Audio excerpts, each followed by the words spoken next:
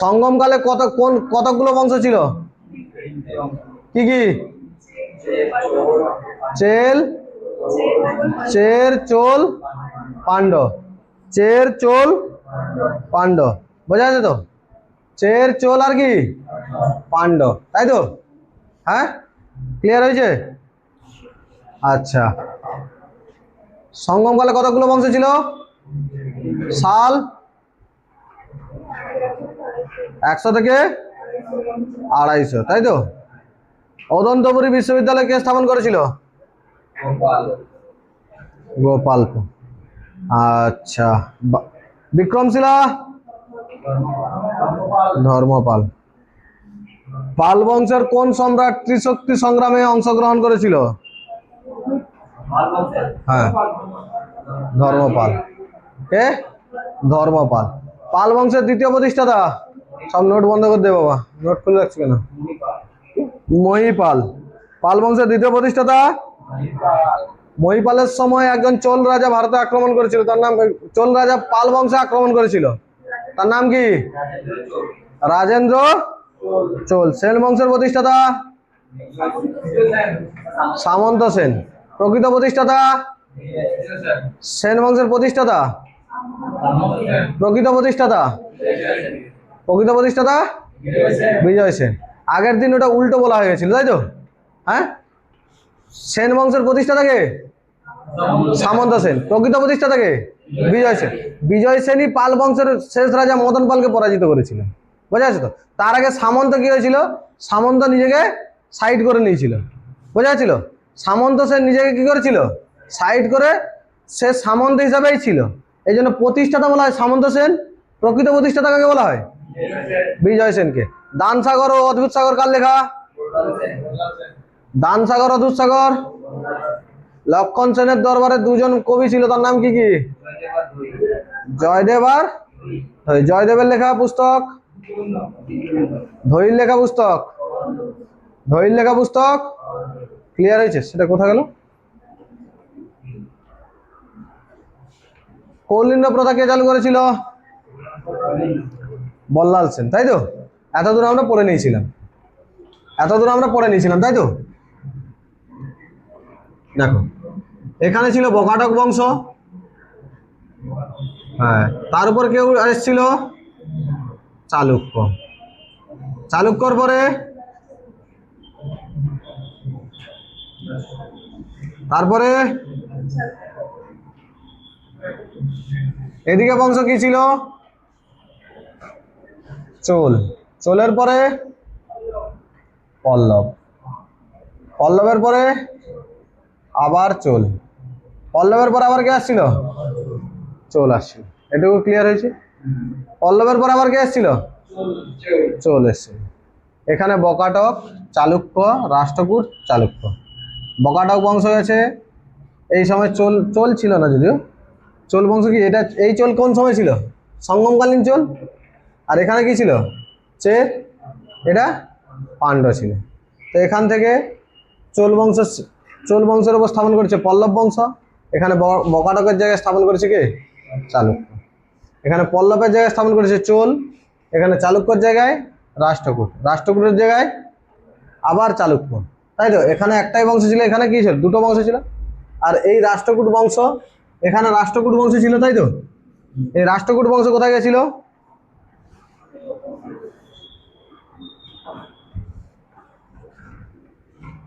এই রাষ্ট্রকূট বংশ কোথায় গেছিল?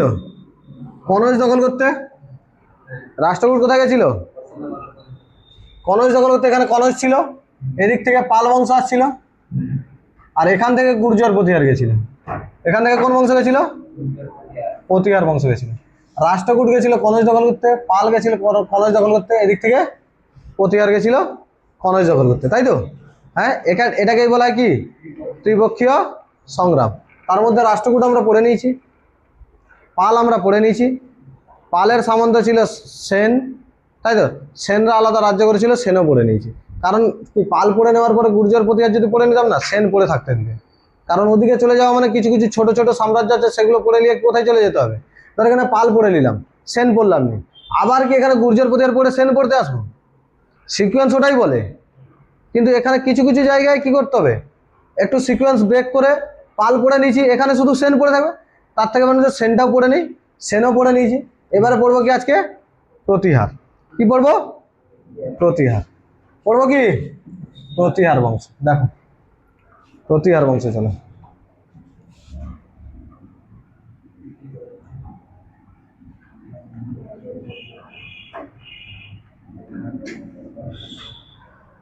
প্রতিহার বংশ কি আছে?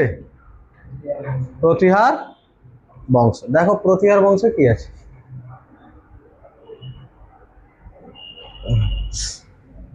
প্রতিহার বংশের প্রতিষ্ঠাতা কে ছিলেন জানো তো? নাগভট্ট। কে ছিল প্রতিহার বংশের প্রতিষ্ঠাতা? এত হাসছো কেন? হ্যাঁ এমনি কার কথা মনে পড়ছে এত হাসছো? হাসির কথা? হাসির কথা বললাম আমি? তোমার নাগভট্ট একজন নাম রে।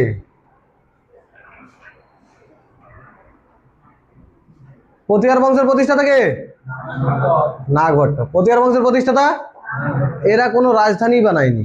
এরা কি করেছে জানিস তো? কোনো রাজধানী বানায়নি। এরা প্রথম থেকে দৃঢ় সংকল্প নিয়েছিল যে কনৌজকে আমরা কি করব, কনৌজকে আমাদের রাজধানী বানাবো। দৃঢ় সংকল্প নিয়েছিল কনৌজকে আমরা কি বানাবো, রাজধানী বানাবো। বোঝা যাচ্ছে তো? না প্রতিষ্ঠাতা কে ছিল? নাগভট্ট। রাজধানী কিছু ছিল না। কনৌজকে দৃঢ় সংকল্প নিয়েছিল কনৌজই আমাদের কি হবে, রাজধানী হবে। আর কিচ্ছু জানি না, কনৌজই কি রাজধানী। তা প্রতিষ্ঠাতা কে? প্রতিষ্ঠাতা ক্লিয়ার হয়েছে? প্রতিষ্ঠাতা কে? নাগভট্ট। এরপরে রাজা এসছে বৎসরাজ। এরপরে কে এসছে? বৎসরাজ। নাগভট্টের পরে কে এসছে? বৎসরাজ। এই বৎসরাজই ছিল যে ত্রিপক্ষী সংগ্রামে অংশগ্রহণ করেছিল। কোথায় অংশগ্রহণ করেছিল? ত্রিপক্ষী সংগ্রামে অংশ। এখান থেকে রাষ্ট্রকূট ছিল, এখানে ছিল পাল, এখানে গুর্জর প্রতিহার বা প্রতিহার। প্রতিহার থেকে কে গেছিল? বৎসরাজ। রাষ্ট্রকূট থেকে ধ্রুব। পাল থেকে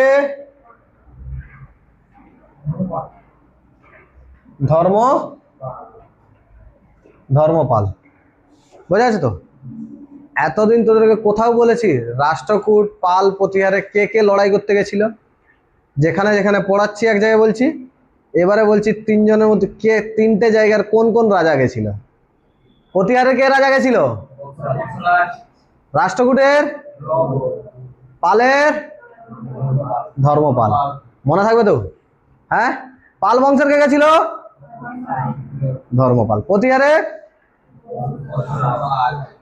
রাষ্ট্রকূটের কি দখল করতে গেছিল?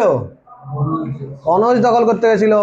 হর্ষবর্ধনের রাজধানী কনৌজ ছিল, কনৌজ দখল করতে গেছিল হর্ষবর্ধন মারা যাওয়ার পর। বোঝা যাচ্ছে তো? হর্ষবর্ধন মারা যাওয়ার পরে কনৌজ দখল করতে চলে গেছিল। এখানে প্রতিহার বংশ থেকে গেছিল বৎসরাজ, পাল বংশ থেকে গেছিল ধর্মপাল, রাষ্ট্রকূট বংশ থেকে গেছিল ধ্রুব। বৎসরাজ কনৌজ দখল করেছে। এরা প্রথম থেকে দৃঢ় সংকল্প কি করে রেখেছিল কি যে কোনো রাজধানী হলে কনৌজই রাজধানী হবে। বোঝা গেছে তো? হলে কি হবে, কনৌজই রাজধানী হবে।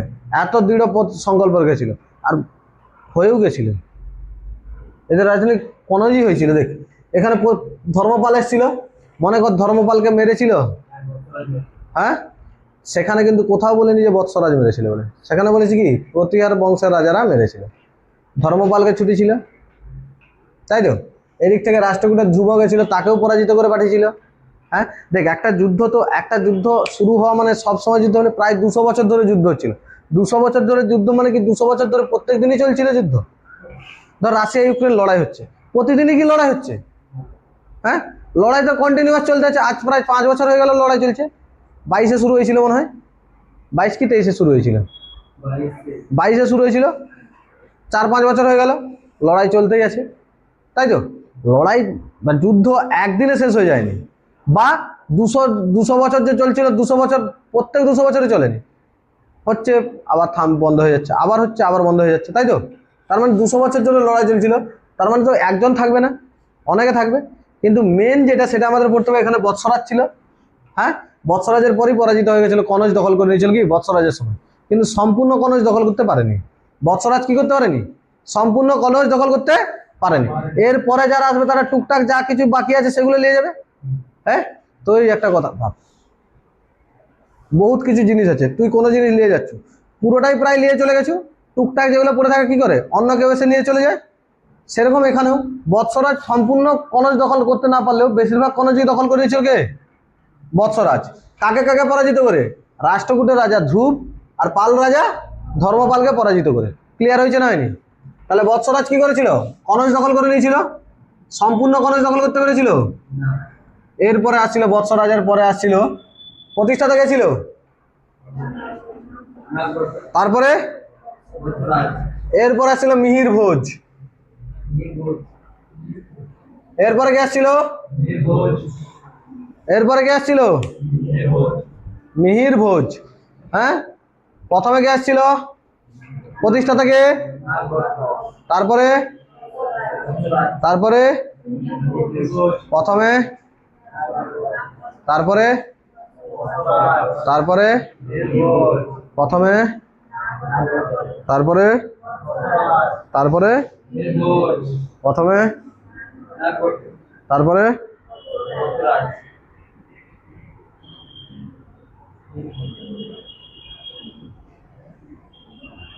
প্রথমে,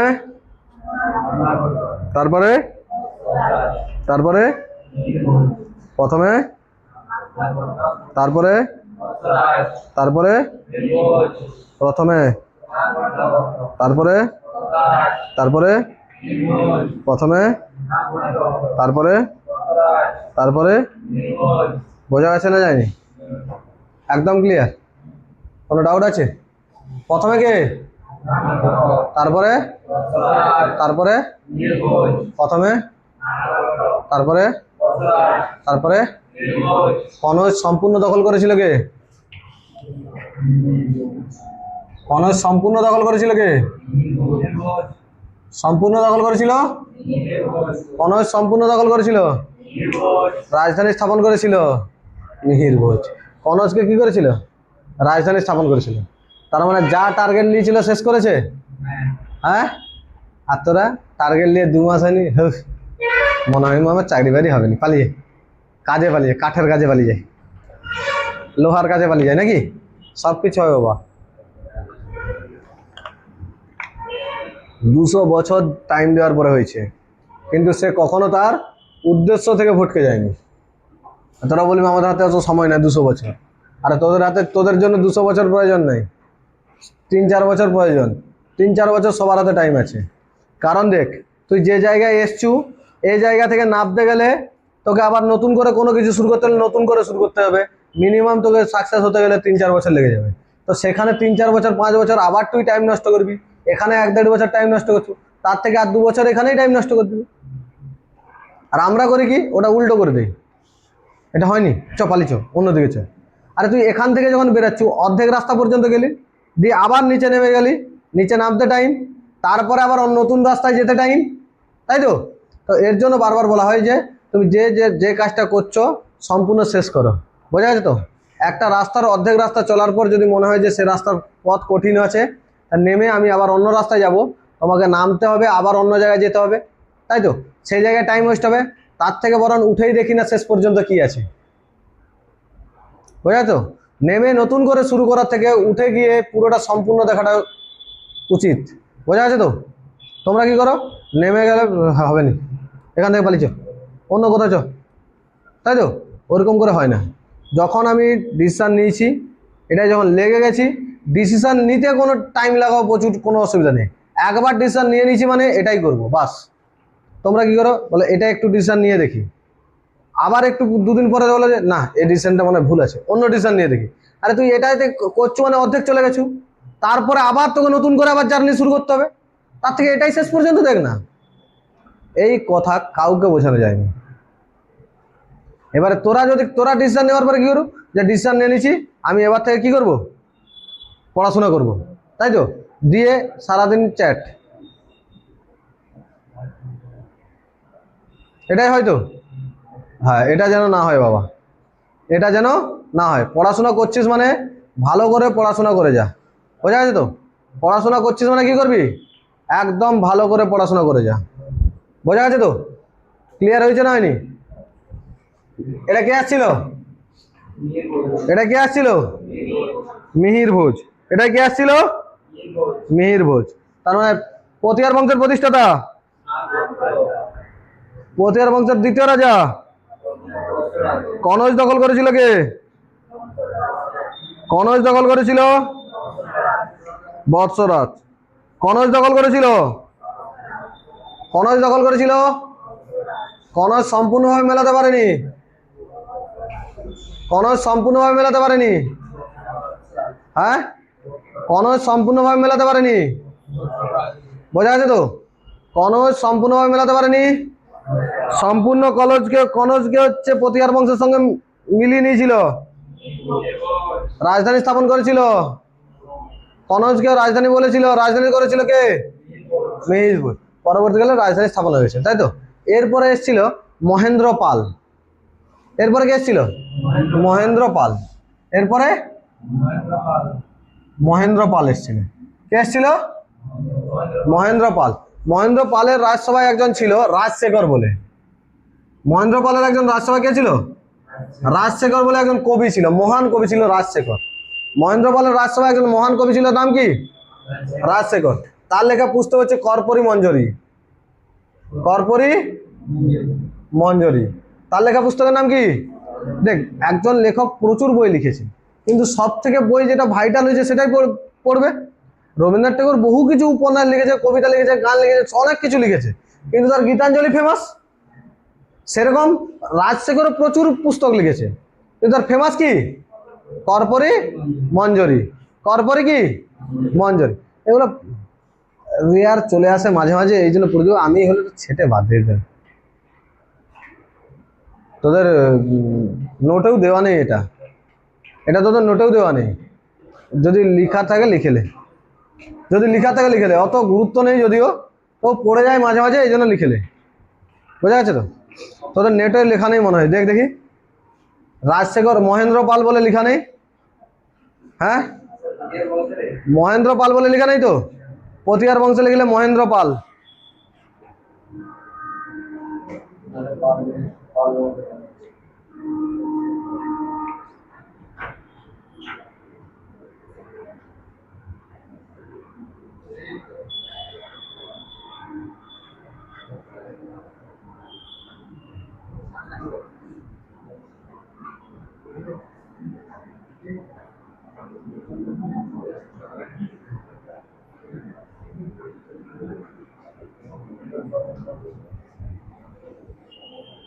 বোঝা গেছে?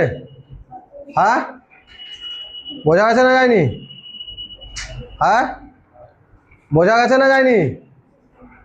ক্লিয়ার হয়েছে? ক্লিয়ার হয়েছে না হয়নি? হ্যাঁ,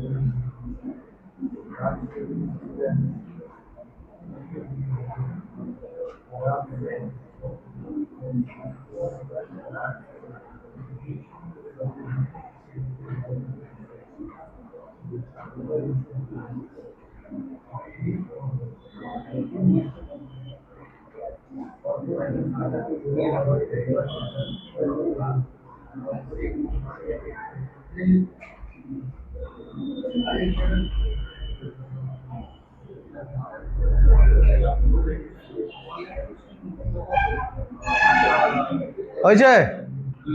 লেখা হয়েছে তো? মহেন্দ্র পাল হয়েছে? হ্যাঁ, মহেন্দ্র পালের রাজসভায় কে ছিল? রাজশেখর। তার লেখা পুস্তক কর্পূরী পাল, কর্পূরী মঞ্জরি, সরি, কর্পরি, মঞ্জরি। এরপরে আসছিল শেষ রাজা যশপাল। এরপরে শেষ রাজা কে এসেছিল? যশপাল। শেষ রাজা কে এসেছিল? যশপাল।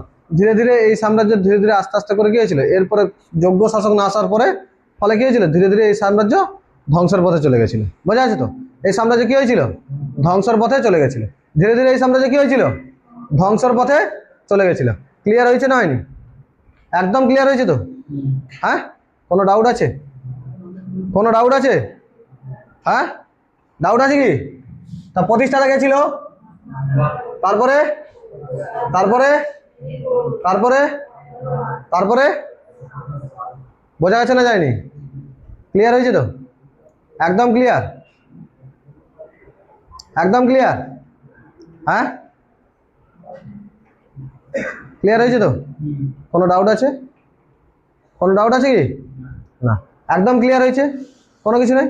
এবারে তোমরা এটা দেখে বলো পরীক্ষায় এখান থেকে কোশ্চেন আসলে কি কোশ্চেন আসতে পারে, দেখে বলো। বোর্ডে লেখা আছে, দেখে বলো কি কোশ্চেন আসতে পারে এখান থেকে এলে। হ্যাঁ হ্যাঁ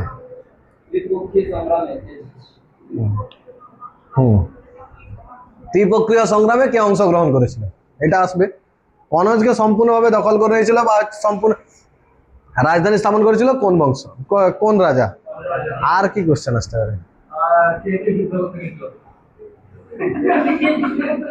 মানে এতক্ষণ ধরে কি হচ্ছিল, এতক্ষণ ধরে কোশ্চেনটা কি করলো সে, কে মিলালো, ওটাই তো যুদ্ধ। আর কি হতে পারে? ভালো করে দেখো, ভালো করে দেখো। হ্যাঁ, আরে বলছি প্রতিহার বংশ। হ্যাঁ, মহেন্দ্রপাল। হ্যাঁ, তুমি যদি কোশ্চেন সেট করতে দেওয়া হয় তো তোমাকে, তুমি এখান থেকে কোন কোশ্চেন সেট করতে? মহেন্দ্রপাল কোন বংশের রাজা ছিল, এই কোশ্চেন সেট করতে তো। কারণ প্রথম অপশনে কি দিতে, পাল বংশ দিতে। অপশন করো তোমাকে, ধরো তোমাকে কোশ্চেন সেট করতে দেওয়া হলো, তুমি কোশ্চেন সেট করছো, তোমাকে বলা হচ্ছে এখান থেকে কি কোশ্চেন করো, তুমি কোশ্চেন সেট করো। তোমার কোশ্চেন কি হতে পারে? যেদিন তুমি কোশ্চেন করো সেট করো শিখে যাবে না, সেদিন জিকে জিএস কিছু মনে হবে না। কোশ্চেন সেট করে তোমাকে শিখতে হবে। এটা যে পড়লাম এখান থেকে আমি কি কি কোশ্চেন সেট করতে পারি। আমি একজন যদি টিচার হতাম বা আমি একজন কোশ্চেন করতাম, তাহলে কি কি সরি কি কি কোশ্চেন সেট করতাম, বোঝা আছে তো? আমি কি কি কোশ্চেন সেট করতাম। তো তুমি, তোমাকে যদি বলা হয় এখানে তুমি কোশ্চেন সেট করতে বলা হয়, তোমরা হলে এইখান পর্যন্ত রেখে দিবে নাকি? তাহলে কোশ্চেন কি মেন, মহেন্দ্রপাল কোন বংশের রাজা ছিল। হ্যাঁ, বোঝা আছে তো? মহেন্দ্রপাল কোন বংশের রাজা ছিল? মহেন্দ্রপাল প্রতিহার। মহেন্দ্রপাল কোন বংশের ছিল? হ্যাঁ, মহেন্দ্রপাল কোন বংশের ছিল? প্রতিহার বংশের। বোঝা গেছে তো? হ্যাঁ, ক্লিয়ার হয়েছে? এটুকু ক্লিয়ার হয়েছে? কোনো ডাউট আছে? কোনো ডাউট নেই তো? প্রতিহার বংশ ক্লিয়ার? হ্যাঁ, এরপরে দেখো, এরপরে দেখো কিছু কিছু ছোট ছোট রাজবংশ উঠছিল এই সময় ভারতে। এছাড়াও কোথাও না কোথাও ছোট ছোট রাজবংশ ছিল ভারতের। ভালো করে যদি লক্ষ্য করিস, ভারতের হচ্ছে ব্রিটিশ সাম্রাজ্য, মুঘল, এদের আসার কারণ কি জানিস কি? ভারতে বহু ছোট ছোট রাজা ছিল এবং রাজাদের মধ্যে নিজেদের মধ্যে সংগ্রাম। তোরা দেখতে পাচ্ছিস এখানে ত্রিপক্ষী সংগ্রাম হচ্ছে, নিজেদের রাজা তো। ভারতের মধ্যে রাজ্যের মধ্যে রাজাদের মধ্যে ছোট ছোট রাজা তারা মারপিট লাগিয়ে দিয়েছে। এই রাজা যদি নিজেদের মধ্যে না মারপিট করতো তাহলে এই সমস্যাটা হতো না।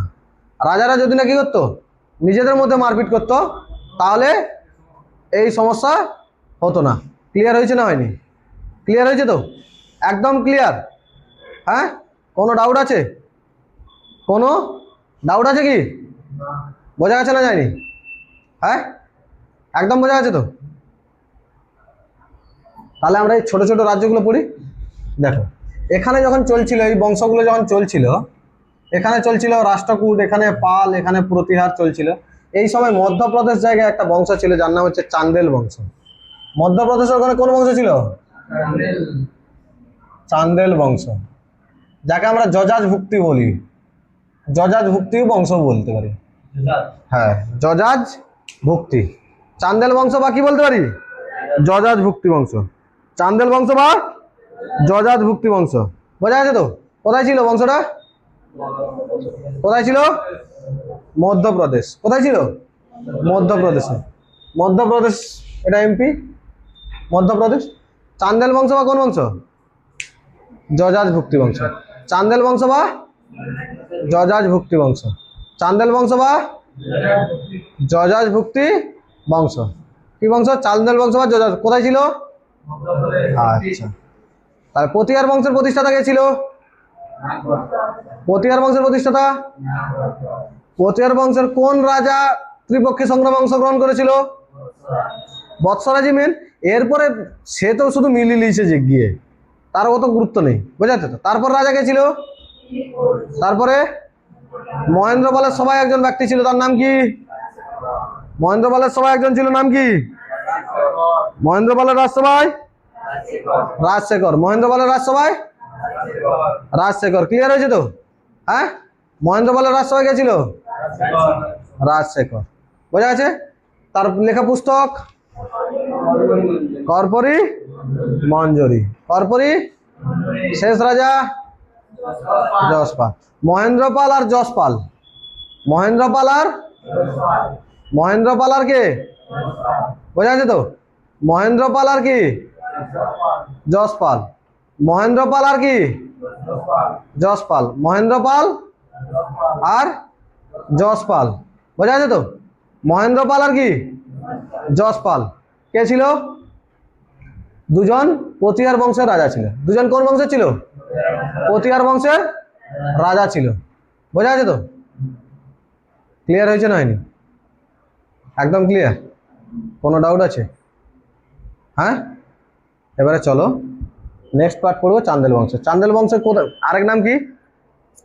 কোথায় চান্দেল বংশ ছিল? মধ্যপ্রদেশ ছিল। এই বংশের প্রতিষ্ঠাতা ছিল নানুক। এই বংশের প্রতিষ্ঠাতা কে? নানুক। এরা বেশি একটু উপাসনা টাইপের ছিল। উপাসনা বলতে মিনস হচ্ছে এরা ধার্মিক প্রকৃতির ছিল। এরা সবসময় কি মন্দির মন্দির ফন্দির তৈরি করায় ব্যস্ত ছিল। বোঝা যেত? এ ছিল বিষ্ণু ভগবানের উপাসক। কার উপাসক? বিষ্ণু ভগবানের উপাসক। এটা কি মধ্যপ্রদেশ? মধ্যপ্রদেশের মেন জায়গায় তোরা শুনেছিস খাজুরাহ। খাজুরাহে গেছে, খাজুরাহতে একটা মন্দির নির্মাণ করছে। খাজুরাহতে মন্দির নির্মাণ করছে, চতুর্ভুজ মন্দির। খাজুরাহের চতুর্ভুজ মন্দির কে তৈরি করেছিল?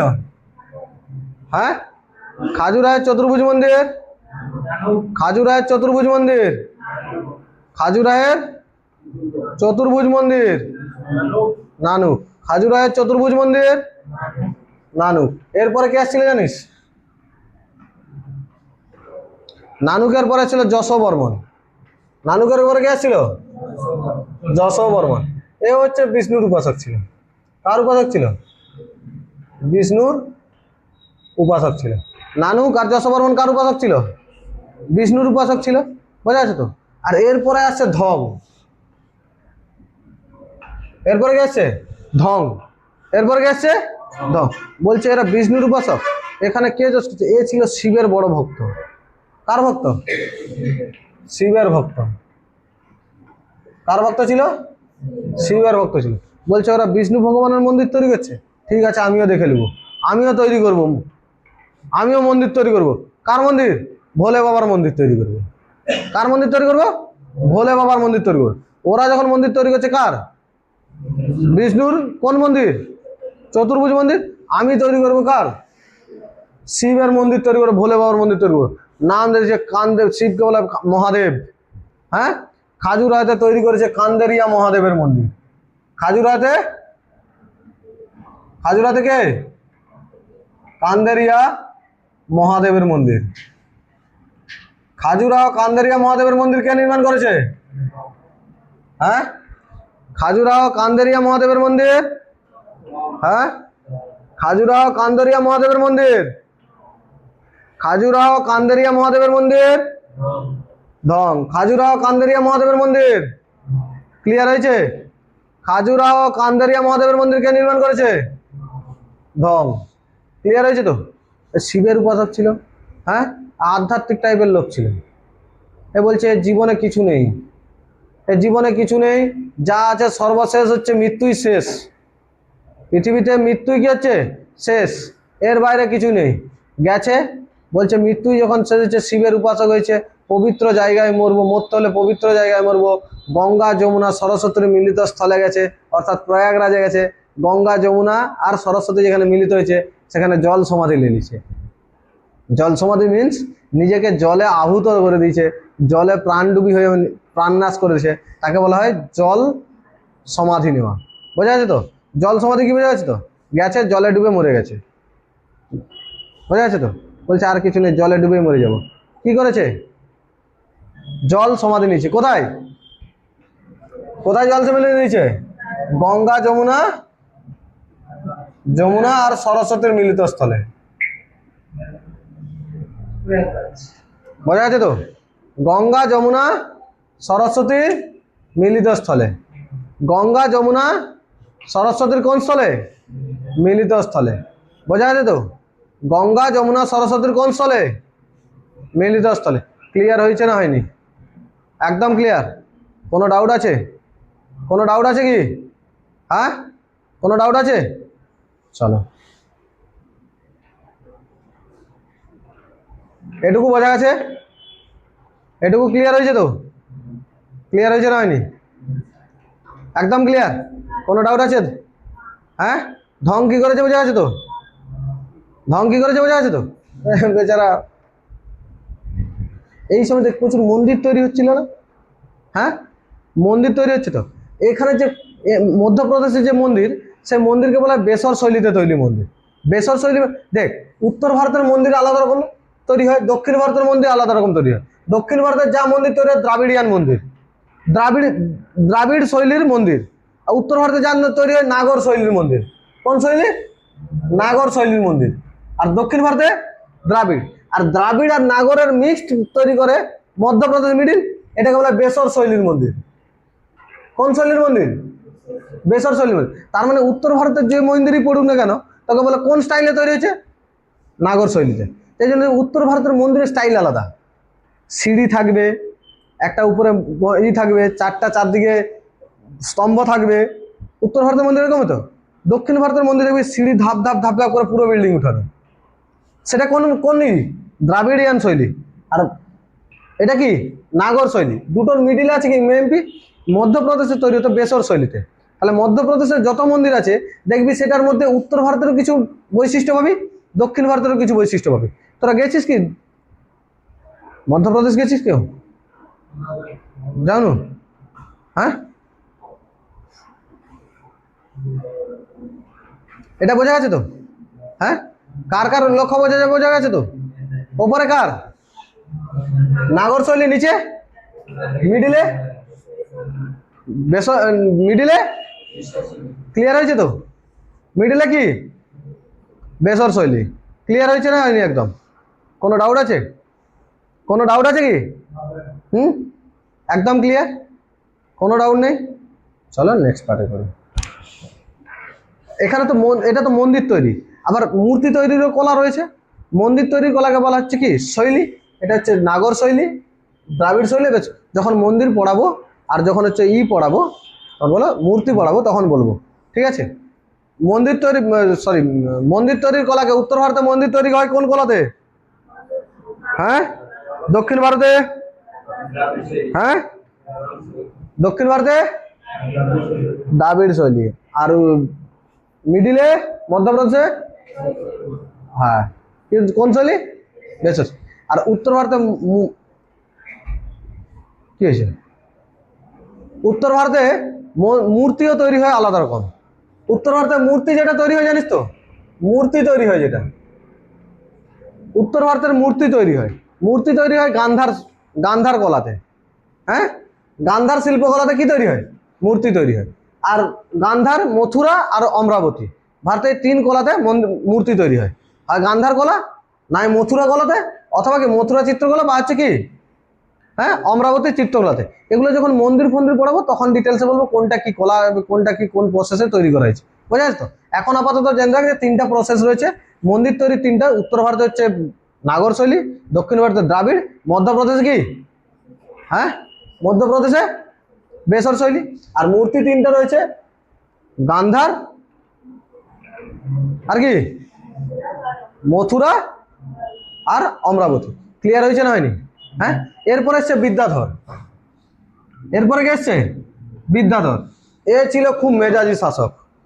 এ ছিল কি? খুব মেজাজি শাসক। গরম গরম রক্ত এর। এর কি রক্ত ছিল? গরম রক্তের ছিল। এই সময় গুজরাটেও কোনো না কোনো বংশ চলবে।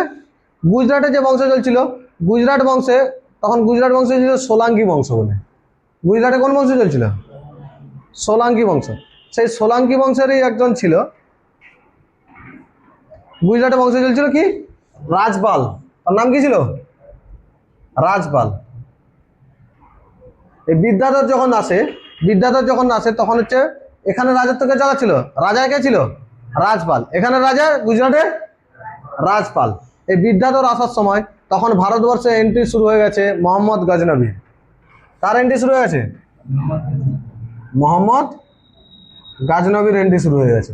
আর এই মোহাম্মদ গাজনবী এসে প্রথম গুজরাটে অ্যাটাক করে এবং রাজপালকে হত্যা করে দেয়। কাকে হত্যা করে দেয়? রাজপালকে হত্যা করে দেয়। রাজপাল একজন ভয়া শাসক ছিল, বলছে সব ছেড়ে চলে পালিয়ে যাবো। রাজপাল বশ্যতা স্বীকার করলে হত্যা করে নিচ্ছে রাজপালকে। কে? যুদ্ধ করতে যায়নি, বলছে ভয় লাগছে, যুদ্ধ করতে যাবো না। বেচারা প্রাণে প্রাণে বলছে প্রাণে পালাবো না যুদ্ধ করবো না, খুঁজে পাইনি। না, রাজপাল কি হচ্ছে? বশ্যতা স্বীকার করে নিচ্ছে। সরি, রাজপাল কি হচ্ছে?